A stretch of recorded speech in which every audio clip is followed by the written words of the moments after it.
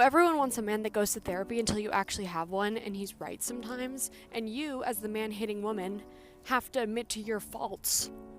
It's actually really messed up. I recall during a conflict with one of the last women I dated, I called out an anxious pattern that she exhibited. I was like, you said and did this the last time, right? I just wanted to bring that to her awareness, not necessarily for us to stop seeing each other, but because in part she was ashamed of what I noticed, the last thing she texted me, and I'll never forget this, "You're right, I'll be better for someone else."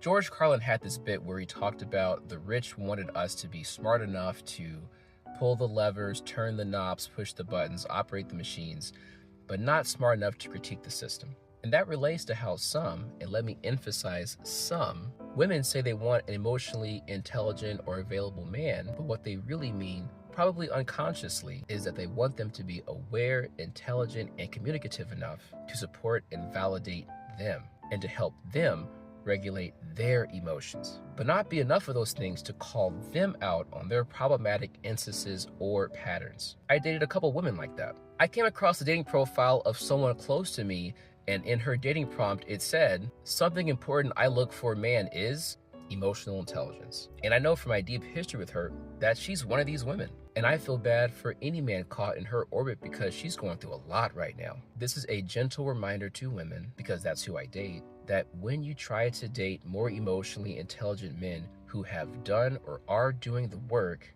their standards raise too. Some things that you may have said or done in the past that you got away with, you can't do that anymore, no matter how much of a baddie you think you are. I have cut out some beautiful women from my life because I didn't want any more drama after I had gained some peace. I'm crazy but I'm cute though attitude that I see in some women won't fly with many emotionally intelligent men. It may get you a date, it may get you in the door, but it's not sustainable. On one hand, many women want men to see them beyond their looks, to see them as a whole person, which is reasonable. Men, we shouldn't be objectifying women.